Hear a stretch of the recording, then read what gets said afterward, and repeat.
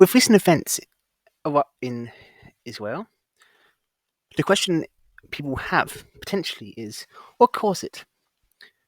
Where does it come from? And so on. To this, you need to understand a lot of context. In this, I will not be covering the topics surrounding the founding of Zionism from pre-World War I to World War II. I will instead be covering just what Zionism is and why there is critiques and attacks against Israel. Let's work out the foundation, shall we? What is Zionism? As you can see here, this is World Zionist Organization, and before you are saying about it's a joke or conspiracy theory, no, it is not. This is, for example, a very valid site.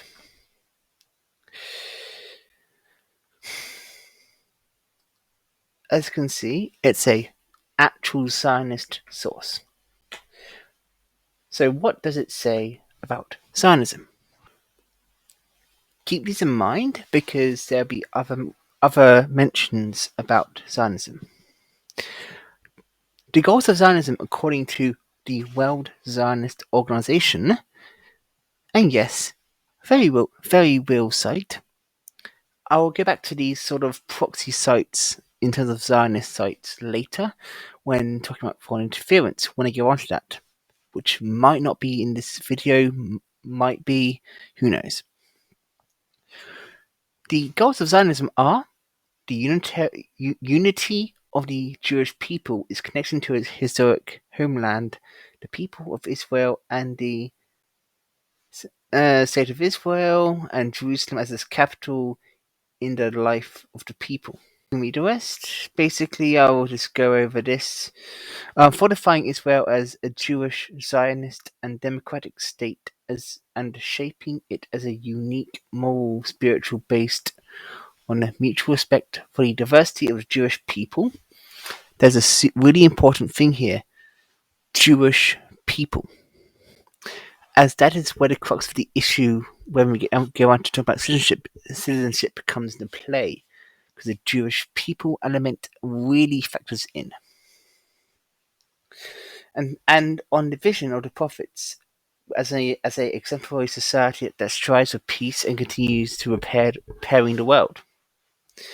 In showing the future and uniqueness of the Jewish people by promoting Jewish, Hebrew, and Zionist education, fostering Jewish spiritual and cultural values, and instilling the Hebrew language as its national language. Fostering Jewish mutual responsibility, defending the rights of Jews as individuals and as a nation, representing the national Zionist interest of the Jewish people, and combating all manifestations of anti-Semitism.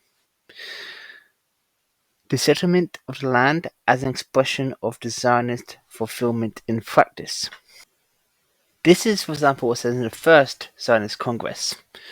And before you go into the why I'm talking about the first Zionist Congress, that is due to the Zionist Congresses never actually stopped. The most recent that's recorded anyway was in 2020, and there was maybe something I saw somewhere about one in 2023, and that was a Zionist conference. So they are very much a real thing. Let's go over then what would just be conventionally the shorthand of what Zionist is. For example, as dictionary.com, and the dictionary.com one's actually fine as well if you need just a source of what Zionism is.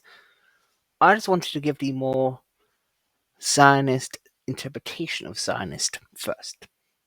Okay, Zionist, as per the dictionary, a Zionist is a fellow Zionism, a movement that resulted in the establishment and development of the State of Israel. The term can be neutral, positive, or offensive term for a Jewish Israeli nationalist. Even amongst the Jews themselves, there has been opposition too, as you see here. The definition, depending on the state of Israel itself, has been varying and dependent through time. That is where the thing of secularism and so on is really quite an interesting dynamic. Because as said here, from the founding of political Zionism in the 1890s, Haredi Jewish leaders voiced objections to its secular orientation, and before its establishment of the State of Israel, the vast majority of Haredi Jews were opposed to Zionism, like early Reform Judaism, but with own reason. This was chiefly due to the concern that secular nationalism would redefine a Jewish nation from a religious community based on their allegiance to God, for whom adherence to religious law were the essence of national task, purpose, and right to exist, to an ethnic group like any other, and viewed as forbidden for the Jews to reconstitute Jewish rule in the land of Israel before the arrival of the Messiah. And that's why the key distinction between opposition from Jews in terms of the ultra-Orthodox Judaism approach kicks in. A prime example of where Zionists can distort things is how they justify things. Let's use this article, for example, here from the Center of Jewish Studies from the University of Washington. Why Israel isn't a settler colonial state. And after those, they'll show you examples of articles saying why it is. And where it basically says, definitions of colonialism as a general concept usually resolve around control of one group over the other for economic gain or to impose their culture or religion on colonized people. There are two elements to this relationship. The first is the mother country of which the colonists are agents of, a sponsor whose economic, cultural, or religious interests are being advanced by the implantation of their own people on foreign soil. The second is a subject population, which is in some respect related to basic movement of the colonization. And this is where, if you take this blindly and semantically, I guess, but the point is that it's still colonialism in a sense because they are trying to make something of another country based on a Jewish ideal of what is Jewish in their head, of course. And for example, it says this line here to justify why it's not. Zionism does not fit this model. There was no control, no mother country of which the settlers were an extension, but that's not the point. They want to make a country to extend their own power. Jews came to Palestine first from Russia, then later from elsewhere, generally fit the accepted definition of refugees escaping persecution. In no sense did they represent Russian interests. I mean, that part's fine, but the whole point is that Zionism itself imposed a colonial identity. They sought rather to leave their proverbial diaspora baggage behind and build a new society based on ancient Middle Eastern roots, including a revised Semitic language. Secondly, unlike the classical colonial powers such as France or Great Britain, Jewish settlers did not include the existing population in their basic design, except as incidental benefactors. The presence of another peoples was first and foremost a major inconvenience the early Zionists tried their best to ignore and minimize, not to dominate or reshape. And this is where this is plain mathematics, and that's why this argument fails. They did not recognize the Arab population of Palestine as another peoples of which of their own collective claims, arguing that as individuals, Arab would benefit from the progress Jewish settlement would bring along. But here's the issue with it. Again, when we get to citizenship, this whole aspect of trying to whitewash this fails, where the crux of it comes into play. Finally, Jewish colonists were not entering a terra incognita in which they had no historical connection. That doesn't matter in this context though, because they were displacing other people to make their own fictitious values, so it's still applicable to colonialism. Whether way one assigns to ancient ties, they were seeking to restore the space to the same language, religion, culture, and ethnicity that had prevailed there 2,000 to 3,000 years ago. But the issue of this logic is this: people already lived there. There was already a culture there. So to implant that culture and territory again, you need to displace and shut down the current culture. None is said to excuse the indifference of early or contemporary Zionists to the existence of another people with their own valid historical ties in the same territory, nor to justify injustices inflicted on Palestinians in the past or the present. And that may be the case that they aren't justifying it. But the thing is, this line of argumentation is used to justify it. But this was not settler colonialism as usually defined. As usually defined, I guess, but it's still colonialism. It's still settler colonialism in the traditional sense. Anyway, Sierra actually covers this in an interesting way to actually disprove that line of argumentation, where it says, showing the diagnosis with anti-Semites, the Zionists called for the exit of Jews from Gentile societies in order to normalize their abnormal situation, transforming them into a nation like other nations. And that's where the colonialism part comes in. Because he had no nation. How to get a nation? You displace others, get it from somewhere else. Zionism could only be realized through a colonial settler program which its founders understood was achievable only through an alliance with the colonial powers, whereas the colonization of Palestine would start late, on the eve of the eclipse of European colonization. Zionism would thrive in its early years precisely because both anti-Semitism and colonialism were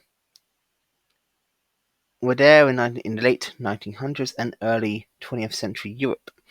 In its early years, Jewish Zionism, alongside its European Christianity sponsors, would invoke the militarian Protestant affirmation that European Jews were linked historically and geographically to Palestine, which they should return. Palestinian opposition to Jewish colonization should be cast as a native fanatical resistance to European rule, as well as an affront to Jewish and Christian claims of Palestine as national home for European Jews. Another aspect covered in this is when talking about Nazis. In 1933, Labour Zionism signed a transfer agreement with the Nazis, breaking the international boycott against the regime. Nazi Germany would compensate German Jews who emigrated to Palestine for their lost property by exporting German goods to the Zionists in the country, thus breaking a boycott.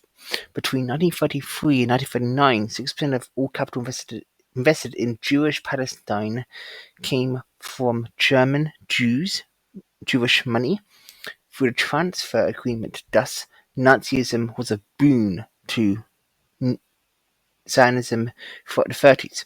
In 1935, the Jewish Zionist branch was the only political force that supported the Nazi Nuremberg laws in the country, and was the only party still allowed to publish its own newspaper.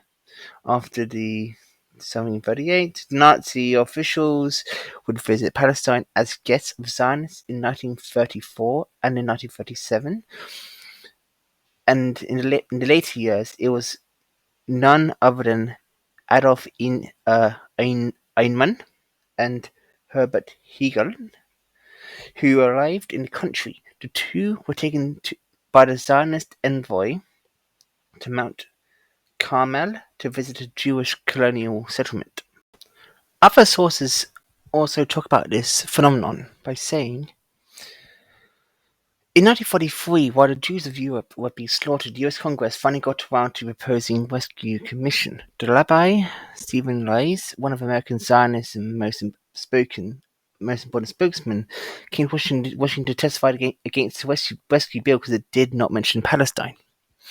The romantic Zionism of 19th century nationalist ideology came home to roost in the politicking of a liberal reform rabbi. Here, perhaps, the ultimate irony of the monstrous history. Both murderers and spokesmen of their victims emerged from the same ideological currents.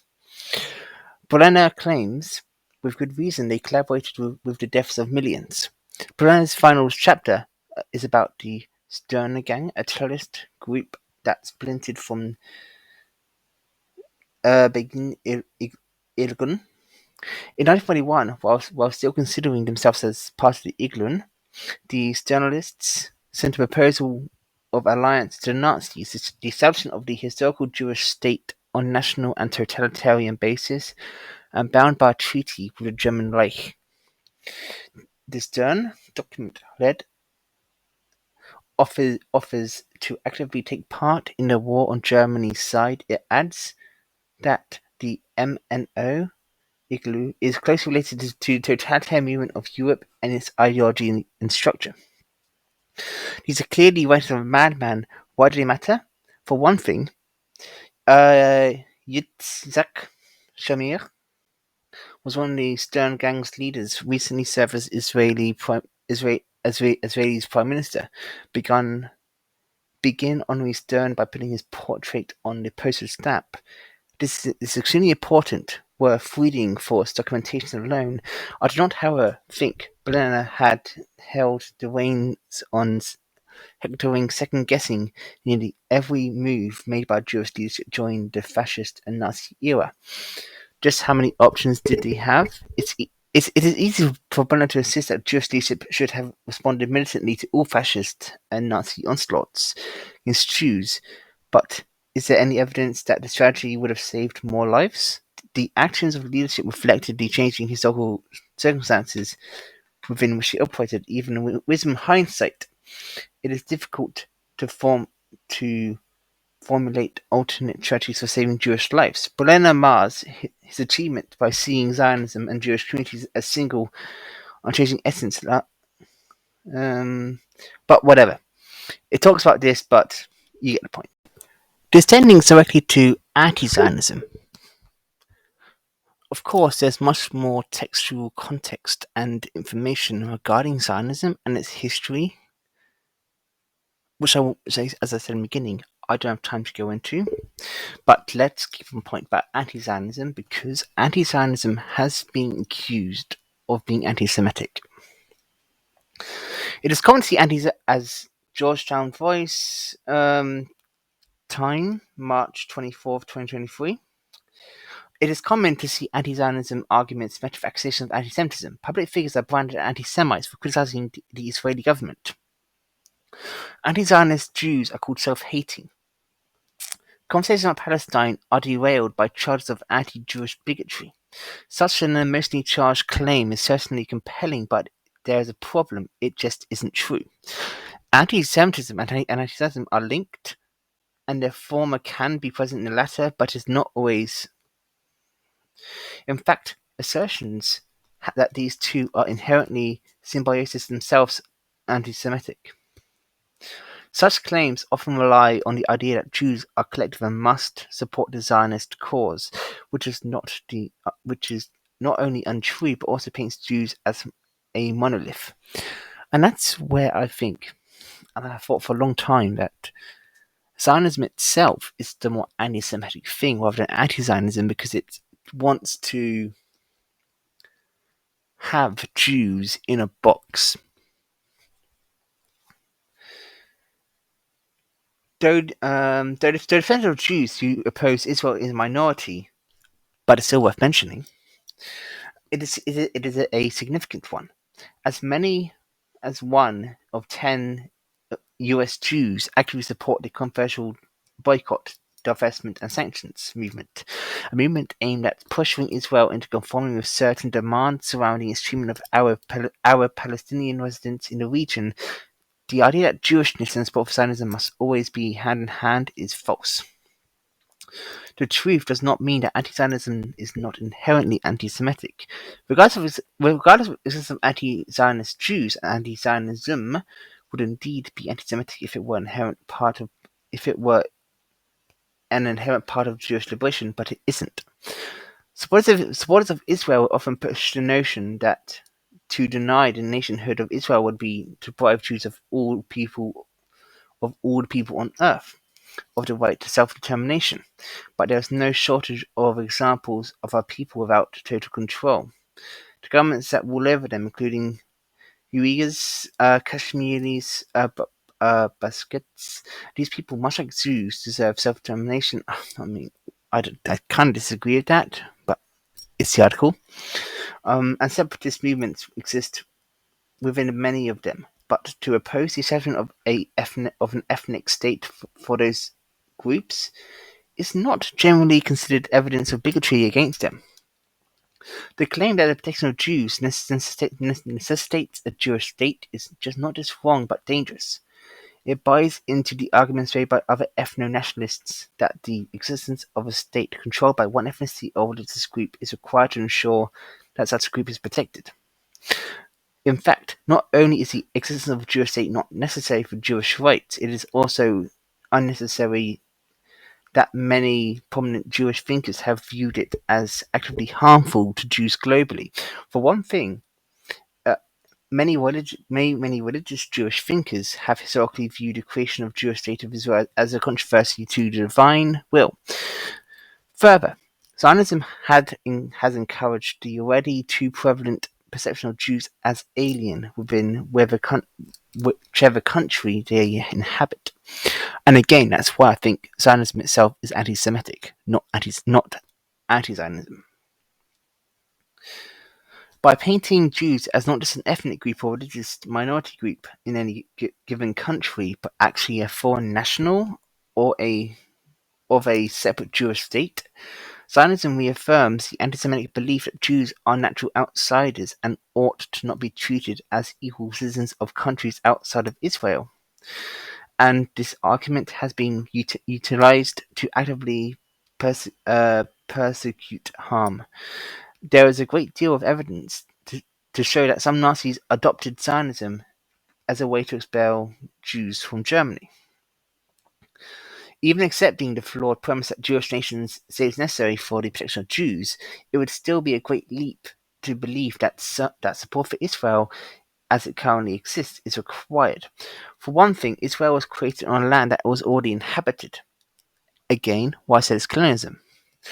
Palestine housed nearly 2 million residents of varying ethnicities in 1947. The year before Israel as a nation was established by the United Nations partition. Even beyond its location, there was many things to criticize about the conduct of the nation. To wish for national self-determination for Jews does not mean displacement of Palestinians, disappropriate criminal punishment for Arab residents of Israel, or airstrikes on Palestinian civilians. Like any nation, Israel is far from perfect. To label any criticism as a country's policy and political stance as anti-Semitic is entirely unjustified.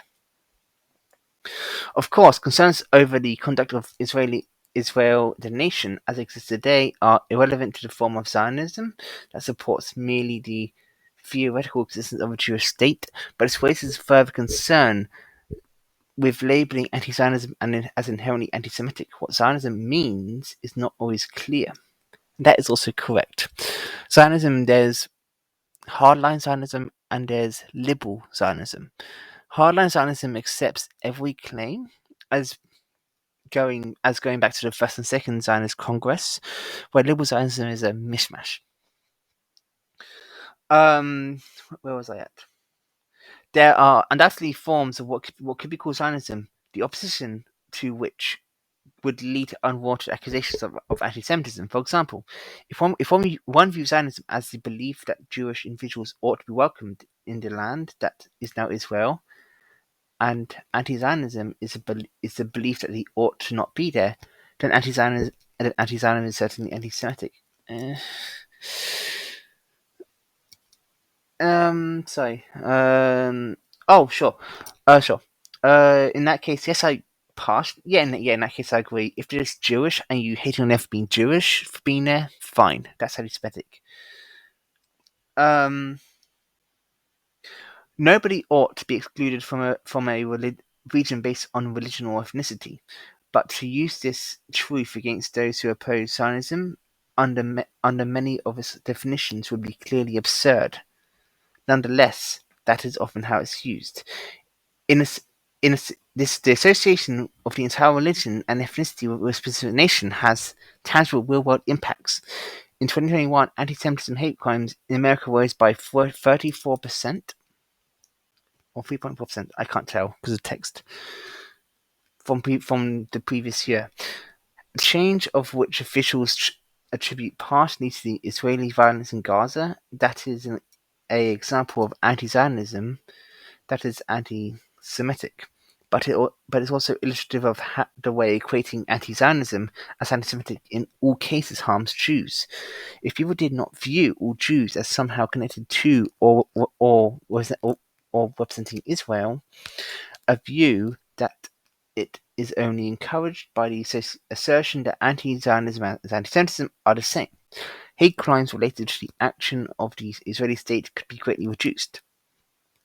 Discussion of Israel often to be fraught, and there's no avoiding the many obstacles involving having conversation around such a tense international situation. And now we have things like this talking about this sort of discussion. And this is where this form of anti-Semitism, this definition of anti-Semitism, I think is fine. Anti-Semitism, form of prejudice or discrimination directed towards Jews as an individual or as a group. But to be honest, though, if it's about regarding disagreements about religion, I tend to not care as much anyway. This isn't necessarily against them, but against any other religion. I don't care to protect religious rights in general. Anti-Semitism is based on the age-old stereotypes and myths target Jews as people, their religious practices and beliefs, or the Jewish state of Israel, and that is where the difference is. Or the Jewish state of Israel was added in later. Anti-Semitism before was just this. After Zionism, they added this to make out the claim that anti-Zionism is anti-Semitism.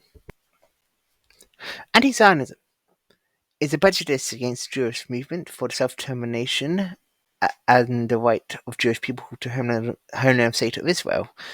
It may be motivated by a result in anti-Semitism, or maybe a climate in which anti-Semitism becomes more acceptable.